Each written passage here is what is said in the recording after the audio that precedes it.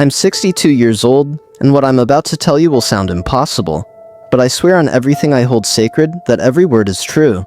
My name is Robert Chen, and I've been a search and rescue coordinator for the Washington State Emergency Management Division for 37 years. I've led operations to find lost hikers, crashed aircraft, missing children.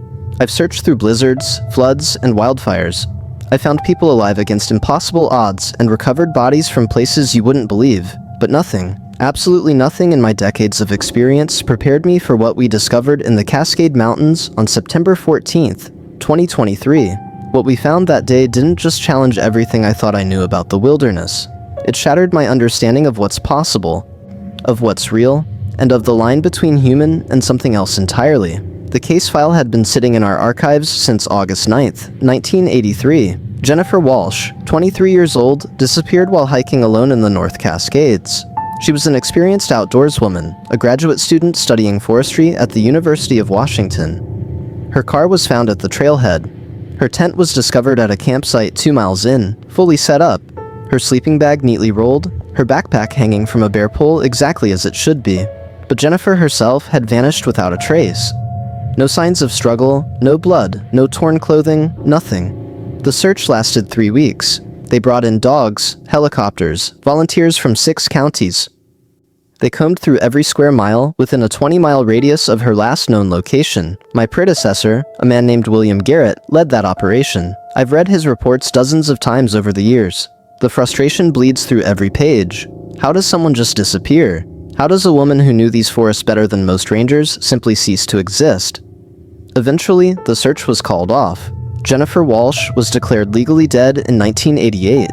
Her parents, Thomas and Margaret Walsh, never stopped hoping, never stopped believing she might somehow still be alive. But hope fades with time, and by 2023, they were both gone. Thomas passed in 2009. Margaret followed in 2017. They died without answers, without closure, without ever knowing what happened to their daughter. The case became one of those unsolved mysteries that haunts a department. Every search and rescue coordinator in the Pacific Northwest knew about Jennifer Walsh. We'd reference her case in training, use it as an example of how someone could vanish even when everything was done right, even when all precautions were taken. She became a cautionary tale, a ghost story whispered around campfires, but she was never supposed to be found, not after 40 years, not alive. The call came in on September 12th, 2023, at 7:43 in the morning. I was at my desk in Olympia, working through a stack of reports from a successful rescue operation the previous week. We'd found 2 hikers who'd gotten lost in the Olympics, brought them out with nothing worse than dehydration and some minor cuts. It had been a good week. The phone rang, and I picked it up expecting another routine check-in from one of my field teams. "This is Chen. Mr. Chen? This is Ranger Patricia Donovan, calling from North Cascades National Park. I'm at the Ross Lake Ranger Station, and we've got something unusual here. A hiker came in about an hour ago, reporting what he described as a, quote, wild woman living in a cave system about 12 miles northeast of here." I set down my pen. Wild woman? That's what he said. He was doing some off-trail exploration, got turned around, and stumbled onto a cave entrance. Said he heard sounds inside and went to investigate, thinking maybe it was a bear den. Instead, he found a woman. Middle-aged, he estimated maybe 50s or 60s, wearing what he described as crude clothing made from animal hides. She didn't speak to him, just stared. When he tried to approach, she retreated deeper into the cave. He got scared and backed out, hiked straight here. I leaned forward, my interest sharpening. Could be a homeless person who wandered too far into the backcountry. Happens sometimes, especially with people experiencing mental health crises. "That's what I thought too," Ranger Donovan said. "But here's the thing. The hiker, his name is Derek Mills. He's a professional photographer, does a lot of wilderness work. He's been hiking these mountains for 20 years. He's not the type to spook easily or misidentify what he sees. And Mr. Chen, he's absolutely certain this woman has been living there for a long time." The cave entrance was partially concealed with arranged branches and stones. He said the area around it looked lived in, worn paths, evidence of regular use. This isn't someone who's been there a few days, or even a few months. My mind was already working through protocols. If someone had been living in the backcountry that long, they'd need medical attention, psychiatric evaluation, identification. Did Mills get a good look at her face? Any distinguishing features? He said she had long gray hair, very tangled and dirty. Weathered skin. But here's what got my attention. He said she didn't look malnourished. Actually looked relatively healthy, considering the circumstances. And Mr. Chen, there's one more thing. Mills is sitting right here with me, and he insists there was something else in that cave. Something large that moved in the shadows behind the woman. He wouldn't say what he thought it was, but he was genuinely frightened. Something large. My skepticism must have shown in my voice, because Ranger Donovan quickly added, "I know how it sounds." But Mills is credible, former Marine, works for National Geographic. Whatever he saw, he believes it. "Alright," I said, already pulling up topographic maps on my computer. "Give me the exact coordinates. I'm assembling a team, and we'll head out first light tomorrow. In the meantime, I need you to keep Mills there, get a detailed statement, everything he remembers. And Ranger Donovan, let's keep this quiet for now. If there is someone living up there, the last thing we need is a media circus." The coordinates Ranger Donovan gave me were in one of the most remote sections of the North Cascades. The area was accessible only by a grueling 12-mile hike through rough terrain, much of it off established trails. It was the kind of place where you could go weeks without seeing another human being, where the old-growth forest was so dense that satellite imagery couldn't penetrate the canopy. Perfect place to hide if you never wanted to be found. I spent the rest of that day assembling my team. For something this unusual, this potentially sensitive, I wanted people I could trust completely. First call went to Elena Rodriguez, our best field medic, a former Army combat medic who'd done 3 tours in Afghanistan before coming to work for us. If we found someone who'd been living rough for years, we'd need serious medical expertise. Elena didn't ask questions, just said she'd be ready. Next was James Murphy, a tracker with 25 years of experience. Jim had worked with indigenous guides in Alaska, learned tracking techniques that went back generations. If there were signs of habitation in that area, Jim would find them. Then I called Sarah Chen, no relation despite the shared surname, our wilderness survival expert and psychologist. If we did find someone who'd been isolated that long, we'd need someone who understood the psychological impact of extreme isolation and could approach the situation with sensitivity.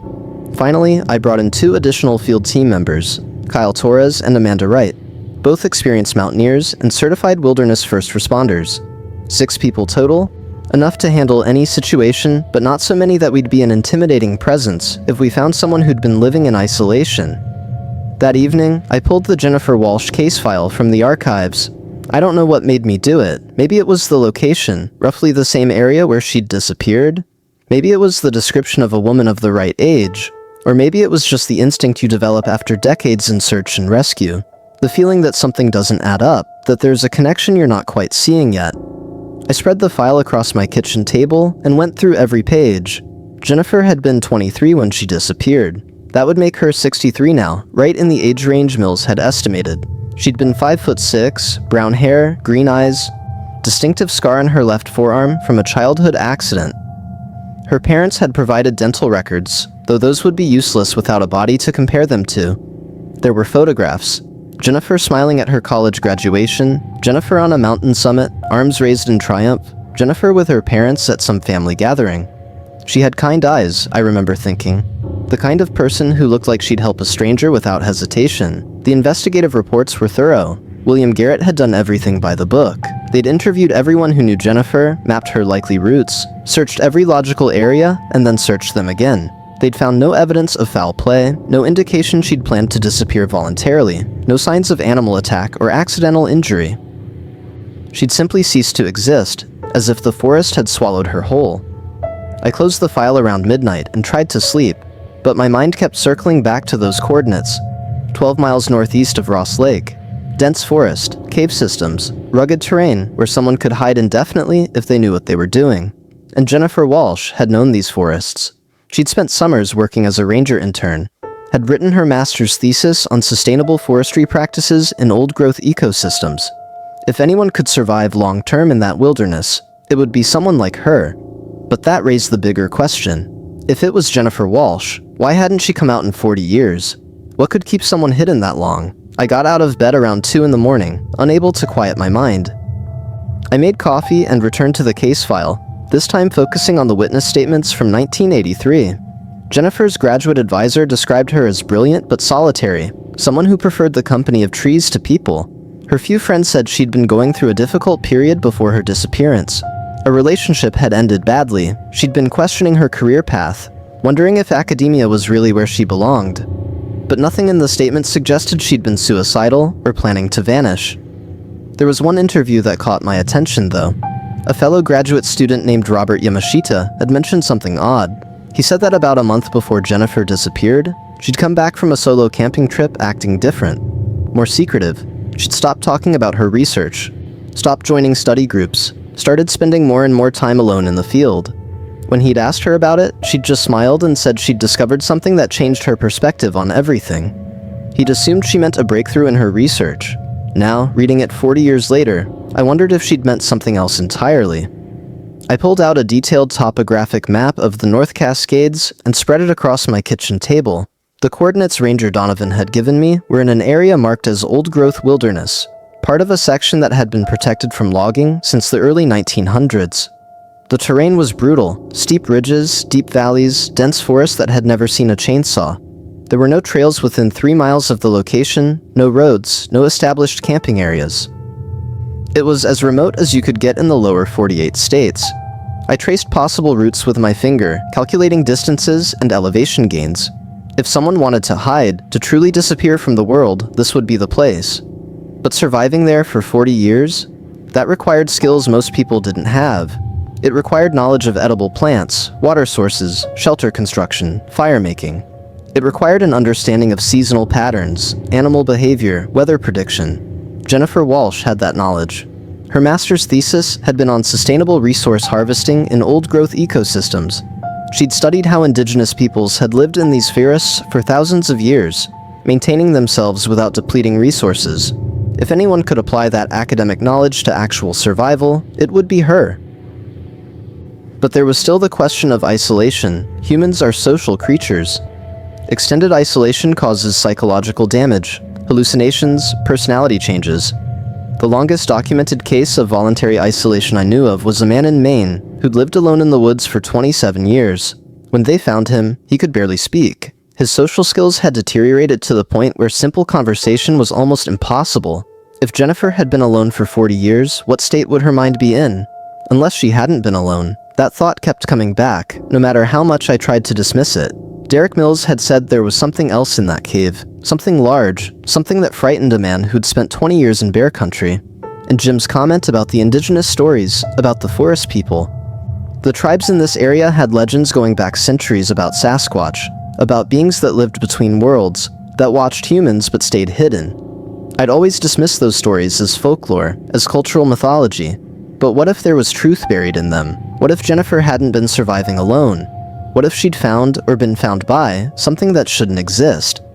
I shook my head, trying to clear it. Lack of sleep was making me think irrationally. Tomorrow we'd hike in, we'd find whoever was living in that cave, and there would be a logical explanation. A hermit who'd chosen to drop out of society. Maybe someone with mental health issues who'd wandered too far from civilization. Maybe even Jennifer Walsh. Though that seemed too coincidental, but it would be explainable. It had to be. I tried to sleep again around 4 in the morning and managed a few restless hours before my alarm went off at 5:30. I showered, dressed, packed my own gear for the expedition. 3 days of supplies: satellite phone, GPS unit, first aid kit, water filtration system, emergency beacon. Everything I'd need for a backcountry operation. I added one more item at the last minute, my old Nikon camera. If we did find something unusual, documentation would be important. The drive to Ross Lake took 2 hours. I went over the mission parameters in my head, thinking through contingencies. Best case scenario, we'd find a harmless individual who needed help, provide medical assistance if necessary, offer transport back to civilization. Worst case, we'd find someone hostile or dangerous, in which case we'd retreat and call for law enforcement backup.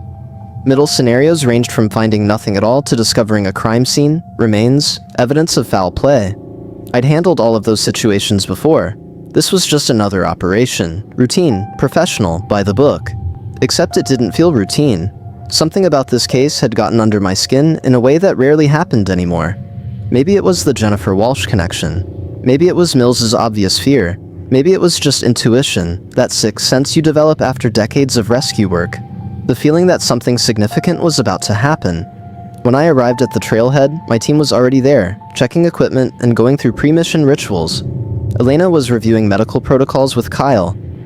Jim was studying the topographic map with that intense focus he brought to every tracking job. Sarah was doing stretches, preparing her body for the long hike. Amanda was checking camera batteries and memory cards.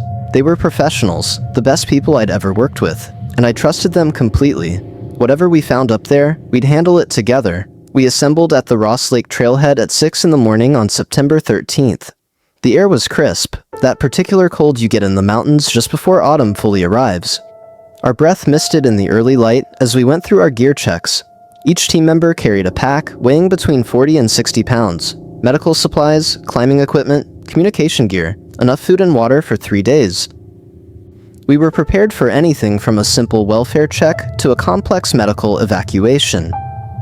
Ranger Donovan met us there with Derek Mills, the photographer who'd made the initial sighting.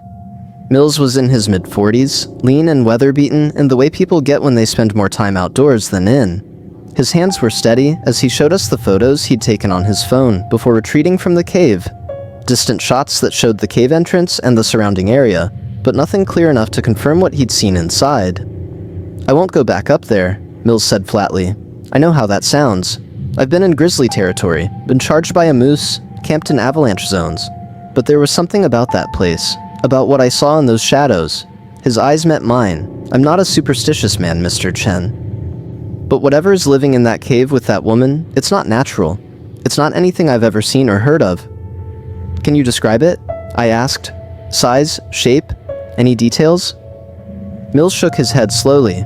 It was too far back in the cave, and I didn't have my light on it directly, but it was big, at least 7 or 8 feet tall, maybe more, and it moved wrong, not like a bear, not like a person, fluid but heavy, if that makes sense.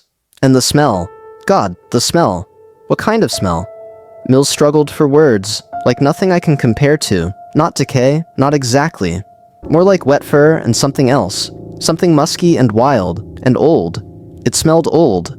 I pulled Mills aside before he left, away from my team. "Listen, Derek, in your professional opinion, as someone who's photographed wildlife all over the world, what do you think you saw in that cave?" Mills was quiet for a long moment, staring at the mountains rising in the distance. "Off the record? Completely off the record?" "Completely. I think I saw something that every indigenous culture in this region has stories about.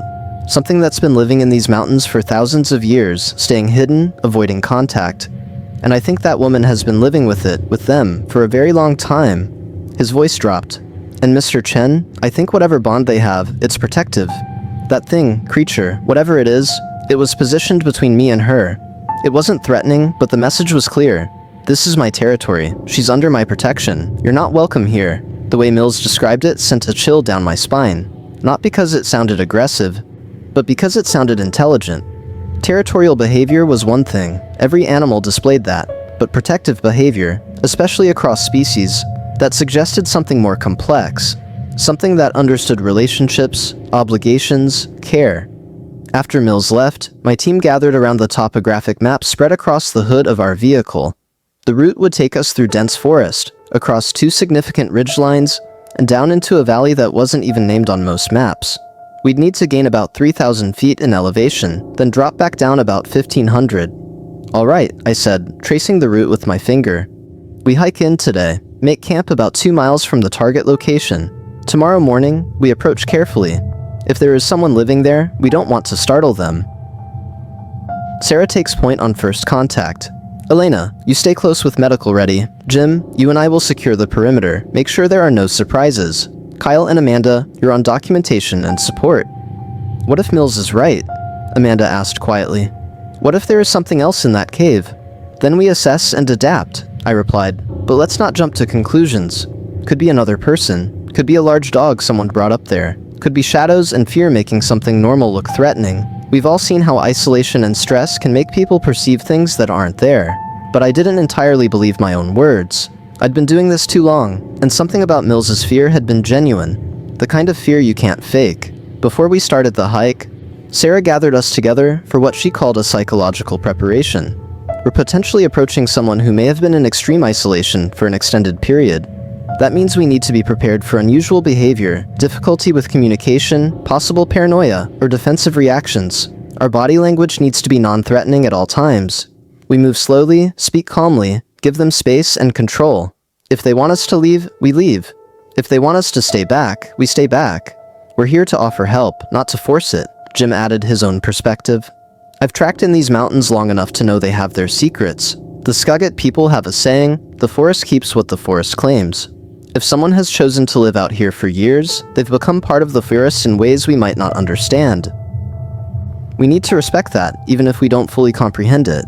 The hike began just after 7 in the morning, with the sun breaking over the eastern peaks, painting the mountains in shades of gold and amber. The hike in was brutal. The first 6 miles followed an established trail, steep but manageable. Then we went off trail, following Jim's navigation as he used GPS coordinates and terrain features to guide us through forests so dense the sunlight barely penetrated. We had to cut our way through underbrush in places, scramble over fallen logs 3 feet in diameter, wade through streams that weren't on any map. By the time we reached our planned campsite, it was nearly 7 in the evening. We were all exhausted, but professional training took over. We set up camp efficiently, established a perimeter, prepared a cold dinner since we didn't want smoke giving away our presence. As darkness fell, we gathered around our campsite for a final briefing. "Tomorrow morning, we go in at first light," I said quietly. "Sarah, your approach script ready?" Sarah nodded. "Standard lost person protocol, non-threatening, focused on help and safety. If it is someone who's been isolated for years, they'll be extremely suspicious of strangers. I'll need to establish trust before we can even think about medical evaluation or extraction." "What if they don't want to come out?" Kyle asked. "Then we reassess," I said. "We can't force someone to accept help if they're mentally competent to make their own decisions. But we need to at least verify they're okay, that they're not in immediate danger." We slept in shifts that night, 2 people always awake and watching. I took the midnight to 3 shift with Jim. We sat in comfortable silence, listening to the night sounds of the forest. Owls hunting, small animals moving through underbrush, the distant sound of water over rocks. The temperature had dropped to probably 40 degrees, and our breath came out in visible puffs. Above us, through gaps in the canopy, stars blazed with a clarity you never see near cities. The Milky Way stretched across the sky like a river of light. It was the kind of night that reminded you how small you are, how vast the world is, how much exists beyond human understanding. "You think it's her?" Jim asked suddenly. "The Walsh woman?" "I don't know," I admitted. "The timing fits, the location fits. But 40 years, Jim. How does someone survive alone for 40 years? "Maybe she wasn't alone," Jim said. And there was something in his voice that made me look at him sharply. "What do you mean?" "I've been tracking in these mountains for a long time," Jim continued slowly. "I've seen things I can't explain. Footprints that don't match any known animal. Signs of intelligence in places where there shouldn't be any. The indigenous peoples around here, the Skagit, the Sauk-Suiattle, they have stories going back centuries about the forest people. The ones who live between the world of humans and the world of animals." "You're talking about Bigfoot," I said, not bothering to hide my skepticism. "I'm talking about possibilities," Jim corrected. "I'm talking about keeping an open mind. Because if Mills is right, if there is something else in that cave, we need to be prepared for it not to be a bear or a dog or another person." Jim pulled out his own notebook, worn and weathered from years of field use. He flipped it open to a page marked with a piece of moss green ribbon. "Look at this. I found these tracks in the same general area back in 2011. I was tracking a missing hiker, never did find him, but I found these prints near a stream about 5 miles from where we're sitting now." He showed me sketches he'd made. Footprints that were unmistakably humanoid, but far too large. 17 inches long, he'd noted. 5 distinct toes. Stride length of 6 feet. Depth suggesting weight of 600 plus pounds. I documented it, sent photos to the National Park Service. You know what they told me? Probably a bear print that got distorted by melting snow. Jim's voice carried old frustration. "I've tracked bears for 25 years. I know what bear prints look like in every condition. This wasn't a bear. So what do you think it was?" "I think there are more things in these mountains than we account for," Jim said. "I think evolution doesn't always follow the neat paths we draw in textbooks. And I think indigenous knowledge, the stories that have been passed down for thousands of years, might contain more truth than we're willing to acknowledge." He closed the notebook and looked at me directly. "Robert, if we find something tomorrow that challenges everything we think we know about the natural world, I need to know you'll handle it with respect, not just scientific curiosity. These beings, if they exist, they've survived by staying hidden. They've chosen isolation over contact. If we find one, if Jennifer Walsh has been living with one, we have an obligation to protect that privacy." I sat with that for a moment. "You're talking about actively concealing evidence, withholding information about a potentially significant scientific discovery." I'm talking about respecting a being's right to exist without becoming a specimen, Jim replied. I'm talking about recognizing that just because we can study something doesn't mean we should. What would happen if we brought proof back, Robert? Really think about it. There would be expeditions, hunting parties, capture attempts. These creatures, they'd be pursued, harassed, possibly killed. And for what? So we can put them in a zoo? So we can study them in a lab? He had a point, and it bothered me more than I wanted to admit. My entire career had been built on protocols, procedures, proper channels. But there were moments when following those channels led to outcomes that felt fundamentally wrong. Let's just see what we find tomorrow, I said finally. Then we'll decide how to handle it. The rest of that night passed without incident, but I didn't sleep when my shift ended. I lay in my sleeping bag, staring up through the tent at the canopy above, thinking about what we might find come morning. About Jennifer Walsh and what could drive someone to disappear so completely. About the possibility that myths and reality might be more intertwined than science acknowledged. About the responsibility we'd bear if we found something that rewrote the boundaries of what was possible. We broke camp at 5:30, moving in darkness with just our headlamps to guide us. By 6:15, we were within half a mile of the coordinates Mills had given us. Jim signaled for us to stop, and we gathered close while he showed us what he'd found. Fresh tracks in the soft earth. Human tracks. Barefoot, relatively small. A woman's feet. And next to them, other tracks, much larger. Jim didn't say anything, just let us see for ourselves. The larger tracks were at least 17 inches long, with clear toe impressions, 5 of them, and a stride length that suggested something tall, very tall. How fresh, I whispered. Within the last 12 hours, Jim replied. Maybe less. We continued forward, moving slowly now, carefully. Every sense was heightened. The forest had gone quiet around us, that particular stillness that comes when predators are near, when everything else is hiding and waiting. Sarah moved to the front of our formation. Her body language deliberately non-threatening, hands visible and empty. Then we saw it, the cave entrance, exactly as Mills had described. It was about 4 feet high and 6 feet wide, partially concealed by carefully arranged branches and moss-covered stones. The concealment was skillful enough that you could walk within 10 feet and never notice it. Around the entrance, the ground was packed down from years of use. There were ashes from old fires, bones that had been cleaned of meat, the detritus of long-term habitation. Sarah approached slowly, stopping about 20 feet from the entrance. "Hello?" she called out, her voice gentle and calm. "My name is Sarah. I'm here to help. We received a report that someone might need assistance. We're not here to hurt anyone or force anyone to do anything. We just want to make sure everyone is okay." Silence. Just the sound of wind through trees and our own breathing.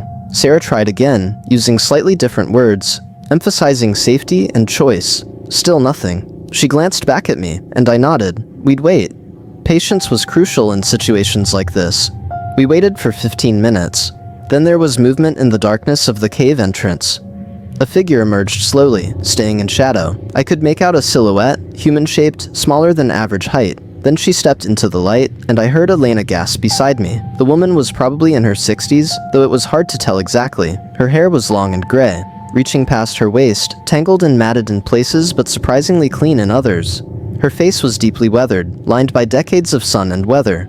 But her eyes were sharp, intelligent, and deeply wary. She wore clothing made from animal hides, deer or elk, I guessed, sewn together with what looked like sinew or plant fibers. The clothing was crude but functional, covering her from neck to ankles. But what stopped my heart was the scar on her left forearm. Distinct, exactly where Jennifer Walsh's childhood scar had been documented 40 years ago. "Hello," Sarah said softly. "What's your name?" The woman stared at us, not speaking. Her eyes moved from person to person, assessing, calculating. Then she opened her mouth, and what came out wasn't quite words. It was sounds, vocalizations that might have once been language, but had degraded into something else. She tried again, and this time I caught what might have been actual words, broken and distorted, but recognizable. "No, go, not. Safe." Her voice was hoarse, rough from disuse, but there was urgency in it. She gestured behind her, back into the darkness of the cave, and that's when I heard it. A sound unlike anything I'd ever encountered. Low, resonant, something between a growl and a vocalization. And accompanying it, the sound of something large moving in the darkness. "Jennifer?" Sarah asked, taking a calculated risk. "Jennifer Walsh?" The woman's eyes widened. Her hand went to her chest, and she made a sound that might have been yes, Then she gestured frantically again, more insistently. Go. Not. Safe. He. Protect. Who protects you, Jennifer? Sarah asked gently. Who's in there with you? Before Jennifer could respond, something emerged from the cave behind her. My mind struggled to process what I was seeing because it didn't fit into any category I had for reality. It was massive, at least 8 feet tall, covered in dark reddish-brown hair. The face was simultaneously ape-like and eerily human, with a pronounced brow ridge, a broad flat nose, and eyes that gleamed with unmistakable intelligence. The shoulders were impossibly broad, the arms long and powerful, and as it moved to stand beside Jennifer, placing itself between her and us, I saw something that made reality tilt sideways. It placed one massive hand on Jennifer's shoulder, gently, protectively. And she didn't flinch. She reached up and touched that hand with her own, a gesture of familiarity, of trust, of connection. Then she placed her other hand on her abdomen, and I saw what Mills must have seen. What he'd been too frightened or too shocked to articulate. Jennifer Walsh was pregnant. After 40 years in the wilderness, living with something that shouldn't exist, 63-year-old Jennifer Walsh was carrying a child. Time stopped. For what felt like an eternity, but was probably only 10 or 15 seconds, nobody moved. Nobody spoke. We just stood there, 6 trained professionals who'd seen everything the wilderness could throw at us, staring at something that rewrote the rules of reality. The creature, and I still struggled to find the right word for it, didn't show aggression. It simply stood there beside Jennifer, one hand still resting on her shoulder, watching us with eyes that held far too much intelligence for comfort. Elena was the first to find her voice. Mr. Chen, she whispered, her medical training overriding her shock. If she's pregnant at her age, that's extremely high risk. We need to get her medical attention immediately. But even as she said it, Jennifer was shaking her head. She stepped closer to the creature, her body language making it clear she wasn't leaving. The creature made a low sound, almost like speech, but not quite, and Jennifer responded with similar vocalizations. They were communicating. After 40 years together, they'd developed their own language.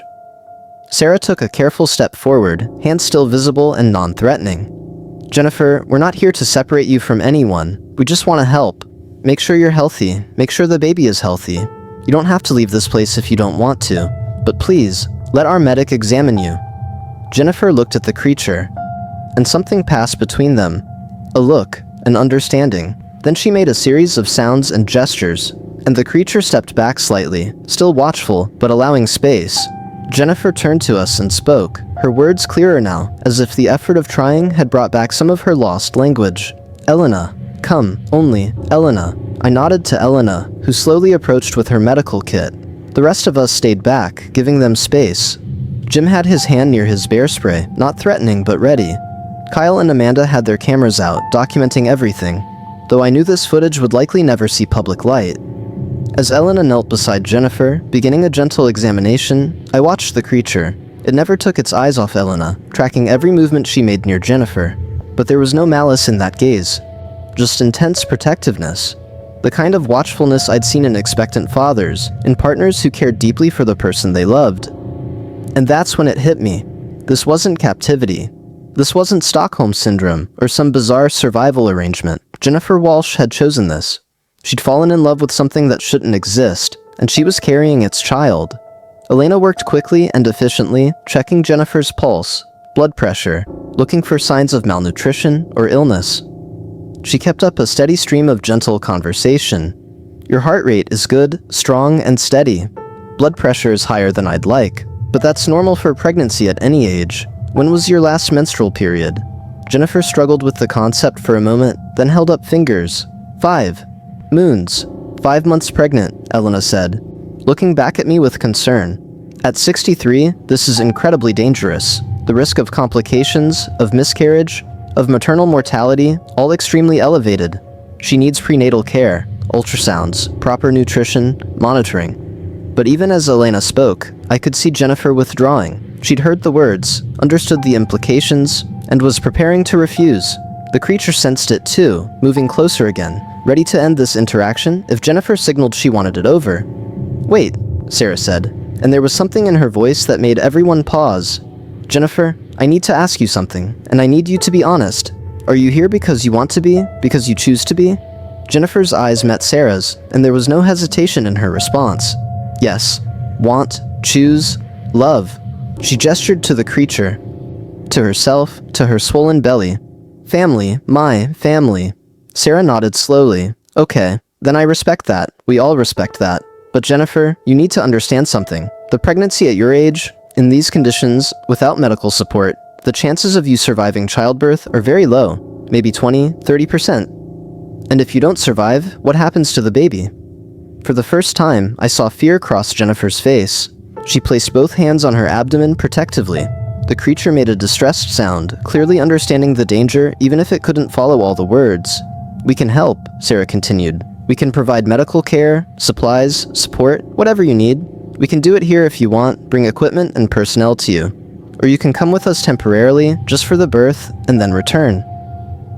But Jennifer, you and your baby deserve the best chance at survival. Please, let us help you. The silence stretched out. Jennifer looked at the creature, and they communicated in that wordless way they'd developed. I could see the conflict playing across her weathered face. The desire to protect her pregnancy, warring with her fear of leaving this place, of exposing her partner to the outside world. Finally, the creature did something remarkable. It moved to Jennifer, placed both massive hands gently on her shoulders, and made a series of deliberate sounds. Then it pointed at her belly, and gestured toward us. It was telling her to go, telling her to accept help for the sake of their child. Jennifer's eyes filled with tears.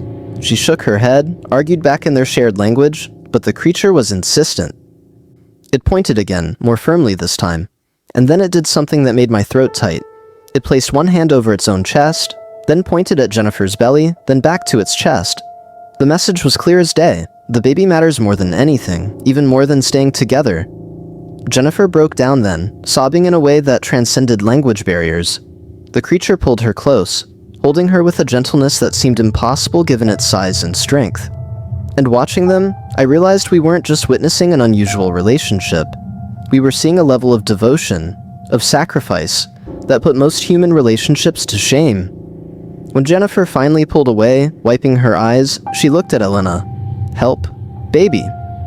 But she pointed firmly at the creature, then back to the cave. He stays. Protected. Secret. I stepped forward then, speaking for the first time since the creature had appeared. Jennifer, I give you my word.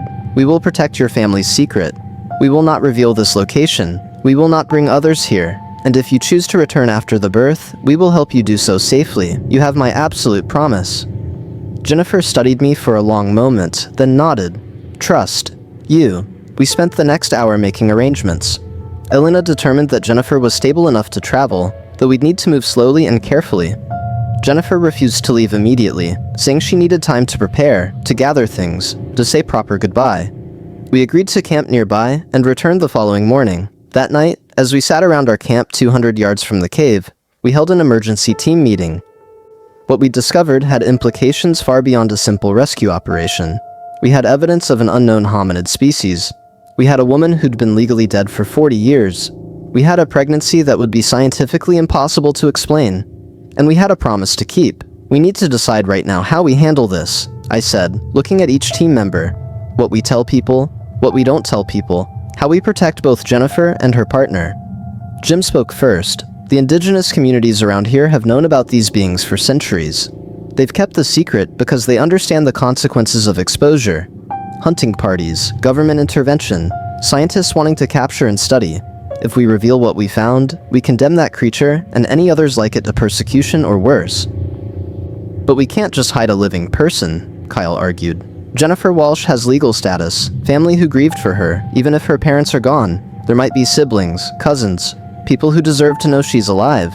Elena shook her head. Jennifer made her choice 40 years ago. She chose to stay, to build a life in these mountains. We don't have the right to drag her back into a world she deliberately left behind.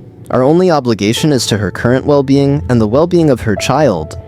Sarah added, from a psychological perspective, forcing Jennifer to reintegrate into modern society would be traumatic, possibly catastrophic. She spent more than half her life in isolation. She's adapted to a completely different way of living. The kindest thing we can do is respect her autonomy and provide support on her terms. We argued back and forth for over an hour. Finally, I made the decision as team leader. Here's what we do. We document that we found an individual living in the backcountry, gender female, approximate age 60s, who requires medical assistance for a high-risk pregnancy. We do not identify her as Jennifer Walsh. We do not mention any companion. We arrange for her medical care through a discreet facility, and we protect her privacy completely. After the birth, if she wants to return here, we help her do so. The official story is we found an unidentified woman who chose to live off-grid. Not uncommon, not impossible to believe. And the creature? Amanda asked quietly. How do we explain not investigating further, not trying to identify or document whatever is living in that cave? We don't explain it, I said. We simply don't mention it in any report. As far as the official record goes, the woman was living alone. Anything else we saw, we keep to ourselves. Forever. Every team member agreed. We were breaking protocol, potentially violating regulations, but we were doing what felt right. What felt human. The next morning, Jennifer emerged from the cave wearing different clothing. She changed from the hide garments into what looked like an old flannel shirt and canvas pants, both clearly handmade, but in a style closer to modern clothing. The creature was with her, carrying a bundle wrapped in leather. Jennifer approached us, and I saw she'd been crying again. Her eyes were red and swollen. The creature set the bundle down near her, and she opened it to show us what she'd packed. Dried meat, roots, berries, some kind of herbal preparations. A few items that looked handmade, gifts perhaps, and at the bottom, wrapped in soft deerskin, a small carved figure. It was a bear, beautifully detailed, made from what looked like cedar wood. Jennifer held it up. For baby, she said softly. He make, for baby. Elena took the carving carefully, examining it. The craftsmanship was extraordinary, showing patience and skill and clear artistic vision. This is beautiful, she said. He's very talented. Jennifer smiled, the first real smile I'd seen from her. Love him. Long time. Since beginning. Can you tell us? Sarah asked gently. How it began? How you came to be here? Jennifer's face grew distant as she struggled to access memories 4 decades old. Hiking, 1983. Fall. Beautiful. She gestured at the forest around us. Camp. Alone. Night. Something come. Big. Scared. She paused, gathering her thoughts. No hurt. Curious. Watch. I watch. Daze. Follow. Not hurt. Lonely. He lonely. I lonely. You approached each other, Sarah prompted. Jennifer nodded. Talk. Not words, but talk. Understanding. He show me things. Plants. Water. Safe places. I stay. Choose stay. She looked at us, making sure we understood. Choose. And your parents, I said. Your family. They never knew what happened to you. Jennifer's face crumpled with old grief. Sad. Very sad. But cannot go back and have this. She gestured to the cave, to the creature watching from the entrance. 2 worlds. Cannot have 2 worlds. Choose one. The creature made a sound then, low and mournful. It stepped forward, and for the first time, it tried to communicate directly with us. The vocalizations were complex, modulated in ways that suggested sophisticated language structure. It pointed at Jennifer, at itself, made gestures that seemed to indicate time passing, seasons changing. Then it touched its chest and pointed at us, a gesture that felt like pleading. He asking you protect her, Jim said quietly. He's asking us to take care of her and bring her back safely. I looked at the creature directly, meeting those intelligent eyes. I will protect her with my life. I promise you, we will bring her back to you. The creature held my gaze for a long moment, then nodded. A clear, deliberate human gesture it must have learned from Jennifer. Then it turned to Jennifer and pulled her into an embrace that was heartbreaking to witness. They held each other for several minutes, Jennifer sobbing against its massive chest. The creature making soft sounds that could only be described as comforting. When they finally separated, Jennifer touched the creature's face with both hands, and spoke in that hybrid language they shared. The creature responded, placing its hands over hers. Then, with visible effort, it stepped back and gestured toward us. It was time to go. The hike out was slow and careful. Elena monitored Jennifer constantly, checking her vitals every hour. Jennifer moved well for someone who'd lived in primitive conditions for 40 years. Her body lean and strong despite her age. But the pregnancy was clearly taking a toll. By the afternoon, she was exhausted, and we made camp early. That evening, as Jennifer slept in a tent with Elena keeping watch, Jim pulled me aside. You know this is going to be complicated, he said. When she gives birth, depending on what the baby looks like, there are going to be questions. Big questions. I know, I admitted. We'll deal with that when we come to it. For now, we focus on keeping mother and baby healthy. But what if the baby is, Jim hesitated. Obviously not human. What if it's more like the father? Then we protect it even more carefully, I said. Because that child will be unique. possibly the only one of its kind, and it deserves a chance at life, regardless of what it looks like or what questions it raises. We reached the trailhead 2 days later. I'd arranged for a discreet medical transport, an ambulance from a private facility in Seattle that specialized in high-risk pregnancies. The director, a woman named Dr. Helen Forsyth, was someone I'd worked with before. She was trustworthy, asked few questions, and understood the need for confidentiality. When Dr. Forsyth saw Jennifer, she immediately went into professional mode. "Let's get you somewhere comfortable and safe. We'll do a full evaluation, make sure both you and baby are healthy, and develop a care plan." She helped Jennifer into the ambulance, still speaking in that calm, reassuring tone doctors develop. Before the doors closed, Jennifer grabbed my hand. "Promise. Bring back. After baby. Promise." "I promise, Jennifer. You have my word." The ambulance pulled away, and I watched until it disappeared around a curve in the road. Elena, Sarah, and I would follow in our vehicle to the facility. Jim, Kyle, and Amanda would handle the equipment and file the official reports, carefully worded to protect Jennifer's identity and omit any mention of her companion. The Seattle facility was a discreet building in a quiet neighborhood, nothing flashy or attention-grabbing. Dr. Forsyth had a private wing set up for special cases, patients who needed care, but also privacy. Jennifer was settled into a comfortable room with a window overlooking a small garden. The medical evaluation took several hours. When Dr. Forsyth emerged, her expression was carefully neutral. "Can we talk privately, Mr. Chen?" We stepped into her office, and she closed the door. "I need you to understand something. That woman in there, whoever she is, has been living in conditions that should have killed her. But her bone density is excellent. Her cardiovascular health is remarkable for her age. She has the muscle tone of someone decades younger. Whatever life she's been living, it's kept her in extraordinary physical condition." "That's good news," I said. "It would be, except for one thing. She's 63 years old and 5 months pregnant. The fetus appears healthy, surprisingly so, but the risks to her are extreme. Her age alone puts her in the highest risk category. Add in the stress her body's been under, and we're looking at serious potential for complications. Preeclampsia, gestational diabetes, placental abruption, hemorrhage during delivery. The list goes on. What are her chances?" I asked quietly. "Of surviving delivery?" Dr. Forsyth hesitated. "Maybe 50-50 if everything goes perfectly. Lower if we encounter complications. And Mr. Chen, there's something else. The ultrasound showed some unusual features in the fetal development. Nothing that indicates a health problem.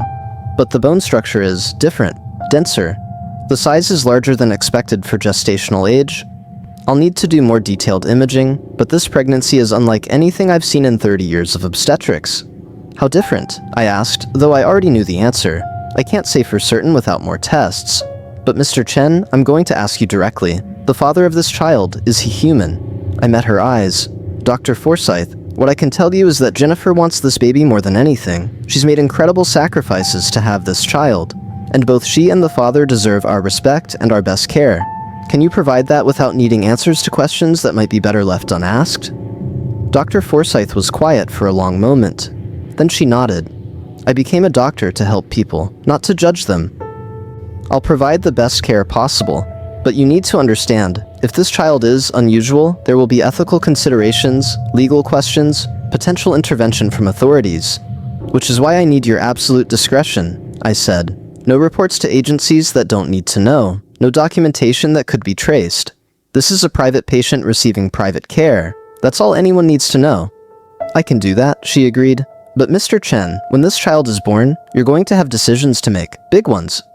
Over the next 4 months, I visited Jennifer at least once a week. She was adapting to modern medical care better than I'd expected, though she clearly missed the forest, missed her partner. She'd stand at her window for hours, looking toward the mountains, touching the carved bear figure her partner had made. Sarah came regularly too, helping Jennifer rebuild some of her language skills, though Jennifer made it clear she had no interest in reintegrating into society. She learned enough to communicate with doctors and staff, but she refused television, rejected newspapers, wanted nothing to do with the modern world she'd left behind 40 years ago. In early January 2024, Jennifer went into labor. It was 3 weeks before her due date, not uncommon for women her age. Dr. Forsyth had assembled a team she trusted completely, specialists who understood the need for discretion. I waited outside the delivery room with Elena and Sarah, the hours stretching into an eternity. The delivery was complicated. Jennifer hemorrhaged badly, required emergency interventions, hovered between life and death for almost an hour. But Dr. Forsyth and her team were extraordinary. At 11:47 in the evening on January 9th, 2024, Jennifer's baby was born. A girl, 6 pounds, 8 ounces, perfectly healthy and perfectly human. When Dr. Forsyth brought the baby out, wrapped in a soft blanket, I stared in confusion. She's human, completely human. Genetically, yes, Dr. Forsyth said quietly. I've run every test. The child is fully human. But Mr. Chen, the pregnancy itself, the fetal development, nothing about it followed normal parameters. It's as if she struggled for words, as if something in Jennifer's body adapted the pregnancy, translated it somehow into purely human genetics. I don't have a scientific explanation for it. Can I see her? I asked. Jennifer? She's weak but stable. We nearly lost her twice, but she's a fighter. You can see her for a few minutes. Jennifer was pale, hooked up to monitors and IVs, but her eyes were clear. When she saw me, she tried to smile. Baby? Girl? A girl, I said, healthy and beautiful. Would you like to hold her? Dr. Forsyth carefully placed the infant in Jennifer's arms. Jennifer stared down at her daughter with an expression of pure wonder, tears streaming down her face. She touched the baby's tiny fingers, her soft hair, her perfect little nose. Must tell him, Jennifer whispered. Must tell father, daughter. We have daughter. I'll tell him, I promised. As soon as you're strong enough to travel, I'll take you both home to him.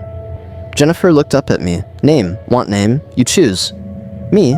I was taken aback. Jennifer, that's not my place. Please, you bring me here, you save us, you choose name. I looked down at the tiny infant, this impossible child born from an impossible love. Hope, I said. Her name should be Hope, because that's what she represents. Hope for the future, hope for understanding, hope that love can bridge any divide. Jennifer smiled. Hope. Yes. Good name. Hope. Jennifer recovered slowly over the next 6 weeks. Dr. Forsyth warned us that she'd never be as strong as she was before, that the pregnancy and delivery had taken a permanent toll. But Jennifer didn't care. She had her daughter, and she was determined to take her home. In late February, when Hope was 6 weeks old and Jennifer was stable enough to travel, we made the journey back to the mountains. Just Jennifer, baby Hope, Elena, and myself. We hiked slowly, taking 3 days to cover ground we'd originally crossed in 1. Jennifer carried Hope in a sling she'd made, keeping her daughter close to her heart. When we finally reached the cave, the creature was waiting. It must have been watching for us because it emerged before we even called out. When it saw Jennifer, saw the baby, it made a sound of pure joy that echoed through the forest. It approached slowly, carefully, and when Jennifer held out their daughter, the creature took her with a gentleness that defied its size. It cradled Hope, examining every tiny feature, making soft cooing sounds that sounded remarkably like any new parent meeting their child for the first time. Then it looked at Jennifer with eyes full of tears and pulled her close, the three of them forming a family unit that transcended species, that challenged every assumption about what was possible. Elena and I stepped back, giving them privacy. We'd brought supplies, enough to last months. Specialized baby formula that Jennifer could supplement with nursing, diapers, baby clothes, medical supplies, everything a newborn would need. We'd also brought communication equipment, a satellite phone that Jennifer could use to call if she needed help. Before we left, Jennifer hugged me tightly. Thank you. Saved my life. Saved my baby life. Never forget. You take care of that little one, I said. And Jennifer, if you ever need anything at all, you call. We'll come. I know. Good friends, best friends. Elena and I hiked out, leaving Jennifer and her family to their life in the wilderness. On the long walk back to civilization, Elena finally asked the question I knew had been bothering her. The baby was completely human, no genetic trace of the father. How is that possible? I don't know, I admitted. Maybe some things aren't meant to be understood scientifically. Maybe love finds a way that science can't measure or explain. Or maybe, I paused, considering. Maybe that baby is exactly what she needed to be to survive. Human enough to live in either world if she chooses, but born from a love that proves both worlds can coexist. That was over a year ago now. I'm 63 years old, 1 year older than when this all started. I've retired from search and rescue, past my responsibilities to younger, fresher eyes. But I still make the journey to that remote cave twice a year, bringing supplies, checking in on Jennifer and her family. Hope is walking now, starting to talk. She has Jennifer's green eyes and a laugh that fills the forest with joy. The creature, I've learned his name is Kale, in the language he and Jennifer share, is a devoted father. He teaches Hope about the forest, shows her which plants are safe, which animals to respect. Jennifer teaches her human language, prepares her for a day when she might choose to explore the world beyond these mountains. I've documented everything in personal journals that will be sealed until 50 years after my death. The world isn't ready for this truth yet, maybe it never will be. But someday, someone will read these words and know that in the winter of 2023, we found a woman who'd been missing for 40 years. We found her living with something that challenged everything we thought we knew about the world. And we found that love, real love, doesn't care about species or science or what should be possible. Jennifer Walsh chose to disappear in 1983. She chose to stay disappeared. She chose to build a life with someone the world says shouldn't exist. And she chose to bring a child into that impossible situation. Every one of those choices was hers to make, and I'll defend her right to make them until my last breath. Sometimes, late at night, I think about the implications of what we found. If Kale exists, there are others, hidden in the deepest forests, living in the shadows, watching us the way Jennifer and Kale watched the search parties that looked for her 40 years ago. They've survived by staying hidden, by avoiding contact, by being dismissed as myths and legends. And maybe that's how it should stay. Maybe some mysteries are meant to remain unsolved. Maybe some beings deserve to live their lives free from human interference, free from our need to categorize and study and control everything we encounter. I keep my promise. I protect their secret. And twice a year, I make that long hike to a cave that doesn't officially exist, to visit a family that shouldn't be possible, to bring supplies to a woman who's been legally dead for over 40 years. Last time I visited, Hope ran to me with her arms outstretched, calling me Uncle Robert in that sweet toddler voice. Kale stood behind her, watchful but no longer wary, and Jennifer smiled, healthy and happy, and exactly where she chose to be. She asked me to bring something next time. A camera. She wants pictures of Hope, wants to document her daughter's childhood the way her own parents had documented hers. And maybe, she said quietly, maybe someday when Hope is grown, she'll want to see the world her mother left behind. Maybe she'll choose differently than I did. I told Jennifer I'd bring the camera. I'd bring whatever she needed. Because that's what you do for family, and after everything we've been through together, that's what they are to me. Family. The world thinks Jennifer Walsh died in 1983. Let them think it. The truth is so much more beautiful and so much stranger than any search and rescue report could ever capture. Jennifer Walsh didn't die in those mountains. She was reborn. She found a love that transcended every boundary. And she built a life that proved the impossible is just the difficult waiting to be understood. I'm 63 years old. I've spent 37 years in search and rescue, finding people who were lost, bringing them home to families who loved them. But my greatest rescue wasn't a rescue at all. It was witnessing a choice, respecting that choice, and protecting the family that choice created. Jennifer Walsh was never lost. She knew exactly where she was and exactly where she wanted to be. And her daughter, Hope, that beautiful, impossible child, she's proof that sometimes the greatest love stories are the ones the world will never know about. The ones that exist in secret places, in hidden caves, in the deep forests where myths walk beside reality. I'll keep their secret until the day I die. And when someone finally reads these words, decades from now, I hope they understand. I hope they see that what we did, protecting Jennifer and her family, wasn't about hiding the truth. It was about protecting something precious, something rare, something that deserves to exist without exploitation or interference. Because in the end, that's what love requires. Not understanding, not approval, just protection and respect. And if I learned anything from Jennifer Walsh, from watching her with Kale and little Hope, it's that love, true love, will always find a way. Even when that way leads to the wilderness. Even when it means leaving everything behind. Even when it creates something the world isn't ready to accept. She went missing in 1983. We found her 40 years later, living in a cave with a Bigfoot, pregnant with a child that shouldn't exist.